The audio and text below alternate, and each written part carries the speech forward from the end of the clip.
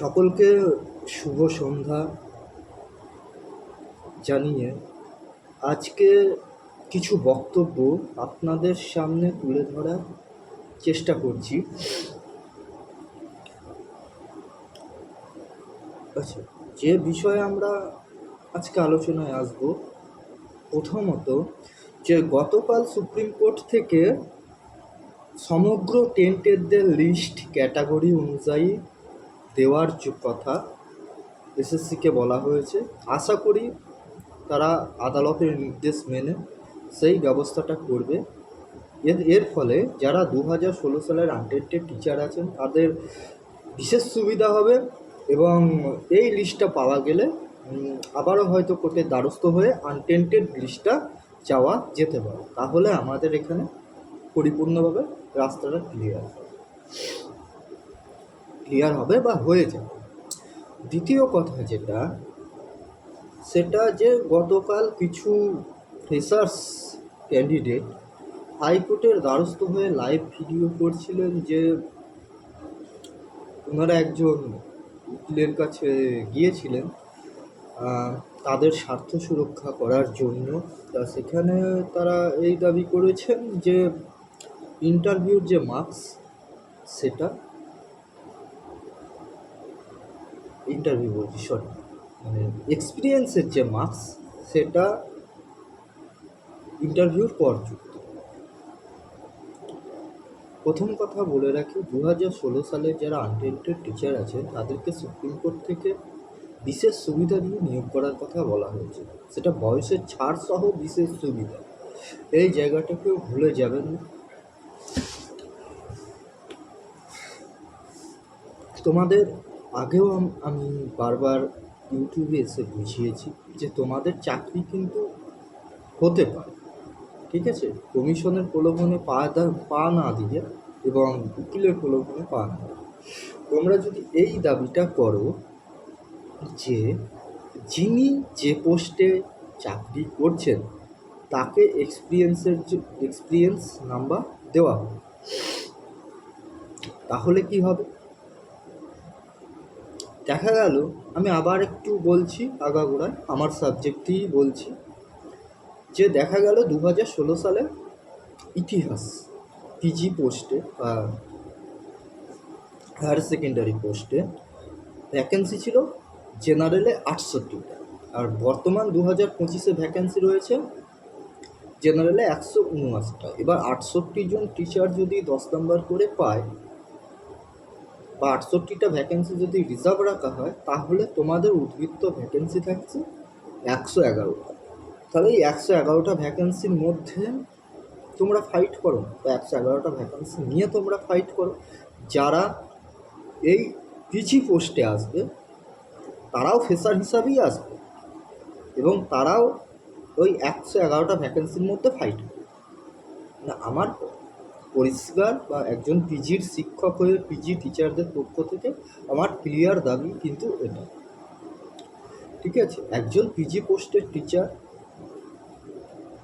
মানে স্কুল সার্ভিসের মধ্যে সবচেয়ে উঁচু পোস্ট হচ্ছে পোস্ট গ্র্যাজুয়েট পোস্ট বা হায়ার সেকেন্ডারি পোস্ট। একজন পিজি পোস্টের টিচার 9-10-এও এক্সপিরিয়েন্স নম্বর পেতে পারে, আপার প্রাইমারির ক্ষেত্রেও এক্সপিরিয়েন্স নম্বর পেতে পারে, কিন্তু একজন 9-10-এর টিচার কখনোই হায়ার সেকেন্ডারির জন্য বা পিজি পোস্টের জন্য এক্সপিরিয়েন্স নম্বর পেতে পারে না।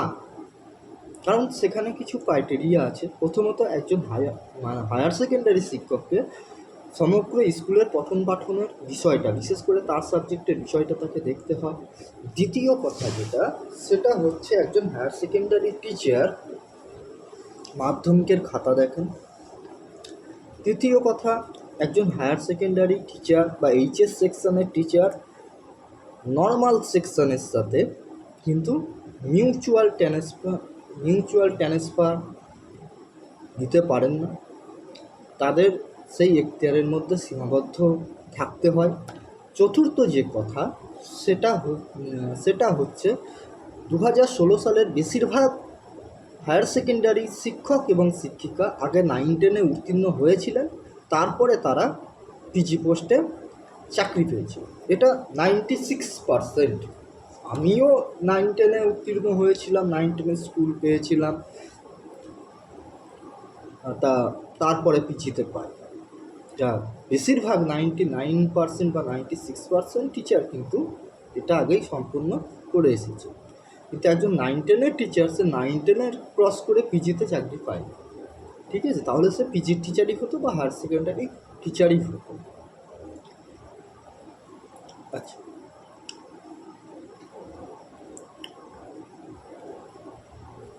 তারপরে যে বিষয় সেটা হচ্ছে, আমি তোমাদের আগের ভিডিওতে বলেছিলাম, দেখো উকিলের পেশা হচ্ছে ওকালতি করা। বেশিরভাগ উকিল মানে বলবে তোমাদের যে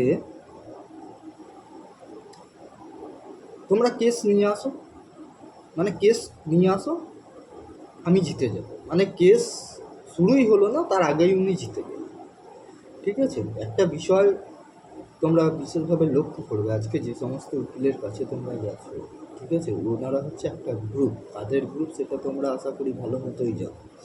তো ওই গ্রুপে 5জন অ্যাডভোকেট বা উকিল আছেন। তা আমি কিছু পুরনো ইতিহাস তুলে ধরি।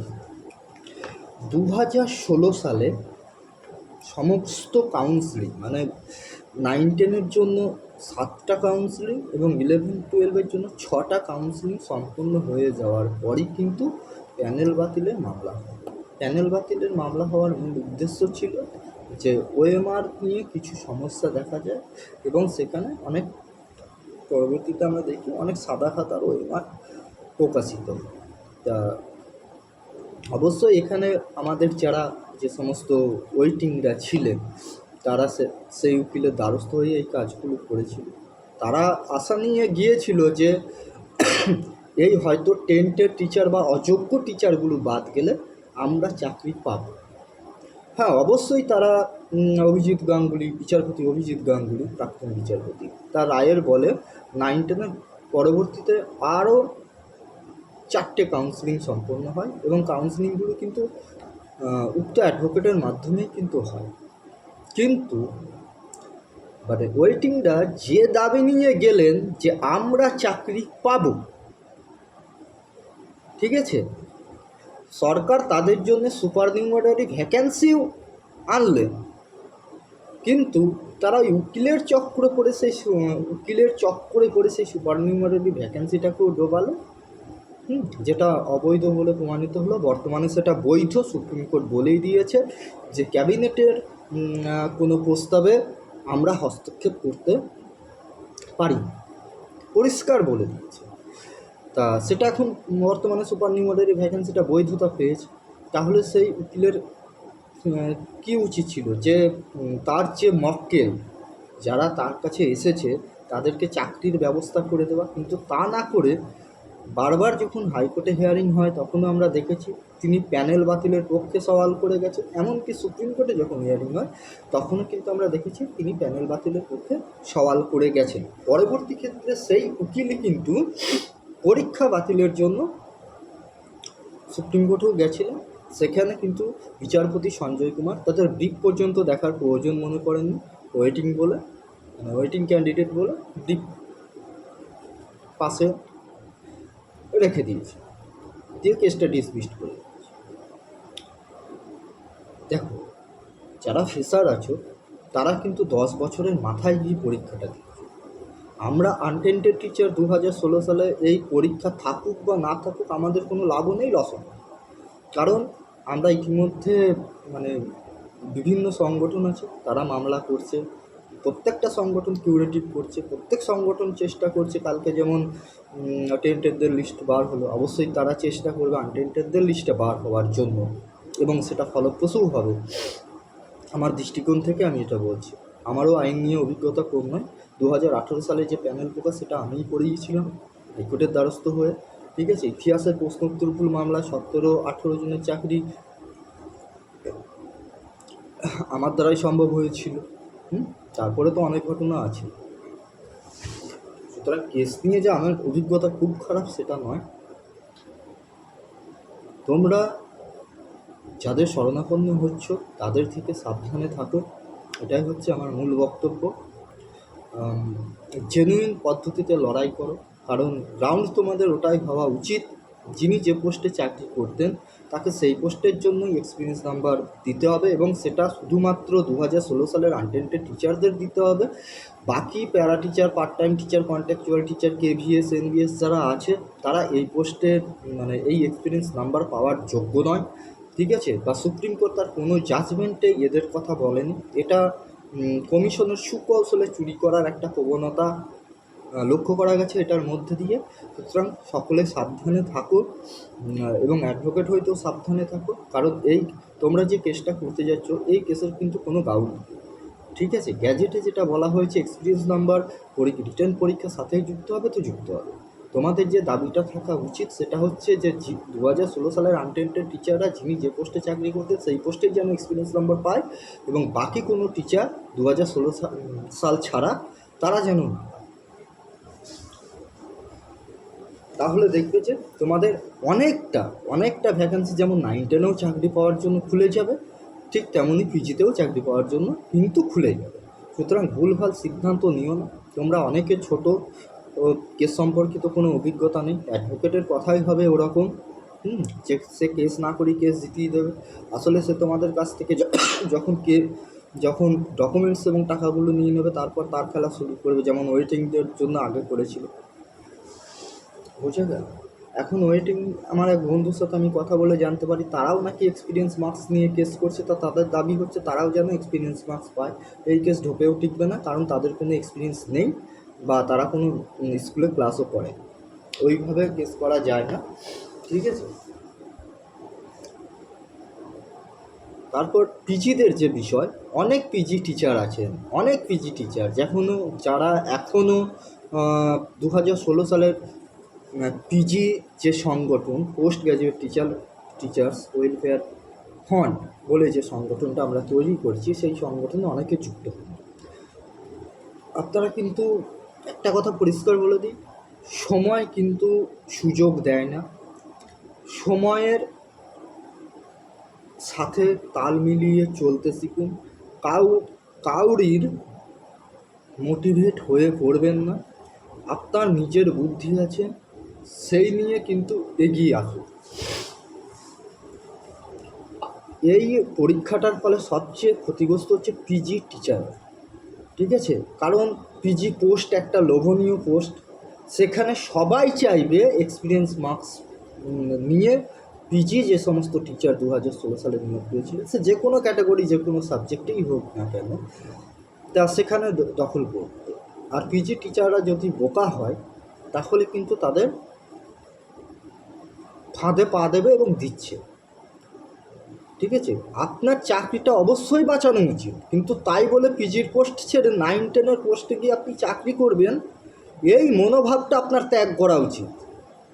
কারণ আপনি চাকরি করছেন 6-7 বছর ধরে, পিজি পোস্টে চাকরি করছেন, ভালোভাবে বুঝবেন। আগে নিজের পোস্টটা সুরক্ষিত থাকুক, তারপরে আপনি 9-10-এর কথা ভাবুন। আপনার কি দরকার? আপনার দরকার হচ্ছে বাড়ির থেকে স্কুল যাতায়াত করা, তাই তো? তা সেটা যদি পিজি পোস্টেই হয় তা আপনি 9-10-এর কথা কেন চিন্তা করবেন আগে থেকে? আপনাকে তো বলাই হচ্ছে যে আমরা যে লড়াইটা লড়ছি সেটা একজন পিজি বা এইচএস টিচার যাতে 9-10-এও এক্সপিরিয়েন্স মার্কস পায় এবং পিজিতেও এক্সপিরিয়েন্স মার্কস পায়, তার জন্যই কিন্তু ফাইটটা করা হচ্ছে। তার জন্য আপনাদের বারবার আমাদের গ্রুপ থেকে চেয়ারম্যান স্যারকে চিঠি করার জন্য বলা হচ্ছে। আপনারা সেই সমস্ত কাজগুলো করছেন না, আর এ গ্রুপ সে গ্রুপ হাজার একটা গ্রুপ ঘুরে ঘুরে বেড়াচ্ছেন। আপনাদের টিকবে তো? আপনাদের কোনো অভিজ্ঞতা আছে? বাস্তব অভিজ্ঞতা কিছুই নেই, 1%ও নেই, ঠিক আছে? এখন সমস্তটাই ষড়যন্ত্র বলে কিন্তু মনে হচ্ছে, প্যানেল ডোবানোটাও ষড়যন্ত্র। কারণ আপনি যে কোনো মঞ্চে যান, তার মাথা হচ্ছে 9-10-এর টিচার। সুতরাং একজন 9-10-এর টিচার আপনার কোনো দিন ভালো চাইবে এটা কখনো হতে পারে? কোনো দিনও হতে পারে না। আজকে সে যখন আপনাকে টপকে পিজিতে চাকরি পাবে, দুদিন পর আপনাকেই কথা শোনাবে যে ও তো উপযুক্ত ছিল না, ওর যোগ্যতা এখন প্রমাণিত হবে, ঠিক আছে? ও 9-10-এই উপযুক্ত আর আমি পিজির উপযুক্ত। আপনারা সচেতন হন, ঠিক আছে?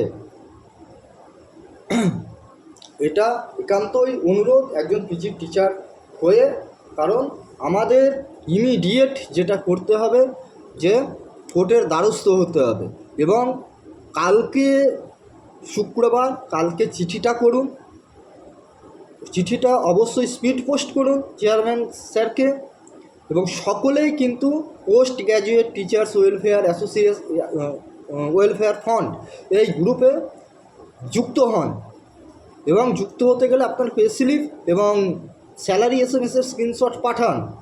নিজেরা সচেতন হন, কারণ ভুগবেন আপনারা। কিছু টিচার আছে যারা ভাবছেন যে আমাদের পিজি পোস্টের সাবজেক্ট জেনারেল সাবজেক্ট নয়, ঠিক আছে, তারাও কিন্তু ভুগবেন। বিশেষ করে এডুকেশনে যারা আছেন, খোঁজ দিয়ে দেখুন যে বেশিরভাগই মানে অনার্স করেছে ইতিহাস ভূগোল বাংলা নিয়ে, কিন্তু এমএড করেছে এডুকেশন নিয়ে, বা এমএ ইন এডুকেশন নিয়ে সে পড়েছে, সুতরাং সেও আপনার প্রতিদ্বন্দ্বী। পলিটিক্যাল সায়েন্সের অবস্থাও তাই, সংস্কৃতের অবস্থাও তাই, সোশ্যাল সায়েন্স যারা আছে তাদের অবস্থাও তাই। এগুলো আপনারা কেন বুঝছেন না?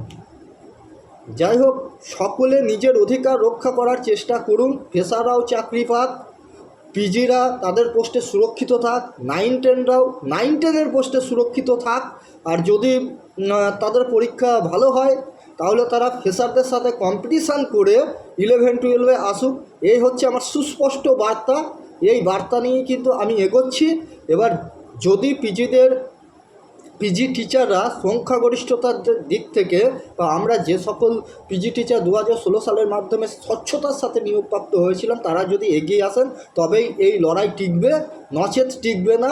ওর স্পষ্ট কথা বলতে আমার কোনো কষ্ট লাগে না, পরিষ্কারভাবে বুঝে নিন, ঠিক আছে?